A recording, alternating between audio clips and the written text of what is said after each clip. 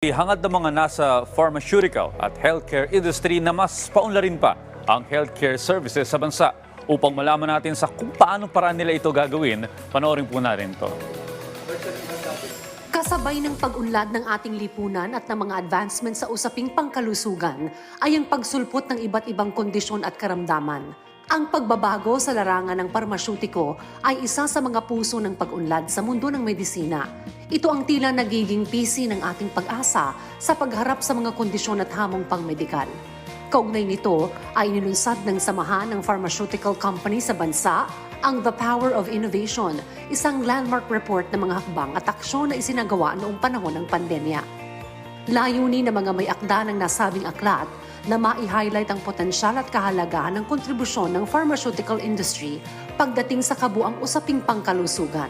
The Power Innovation actually is a tool for us, is a communication platform and also a book that captures all of these things. Also, to highlight ano pa yung ginagawa natin to actually bring the healthcare of the Filipinos to a much better place. Naniniwala ang mga pharmaceutical professionals ng mga pag-aaral at pagtuklas na ito ay susi sa patuloy na pag-usad tungo sa mas mahusay, mas ligtas at mas epektibong panggagamot.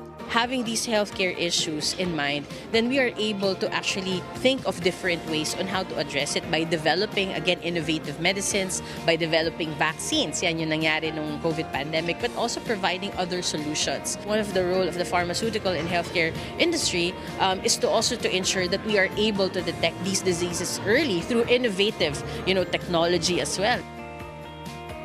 Ang aklat ay magsisilbing resources at reference para sa mga susunod na henerasyon at magpapatunay ng patuloy na pagsisikap ng mga pharmaceutical company na makadiskubre ng mga gamot na maaring maging lunas sa mga sakit at maging pangontra sa mga ito. That's the beauty of innovation because it actually allows you to conquer, challenges you are not prepared for. The importance of this is to actually show that innovation can save lives. Ang kahalagahan ng innovation sa pharmaceutical industry ay may malaking epekto sa buhay ng mga individual, pamilya at komunidad sa buong mundo. Kaya naman patuloy ang mga medical professionals sa paniniguro na mas mapalawak at mapagtibay pa ang impluwensya ng pharmaceutical industry sa ating bansa.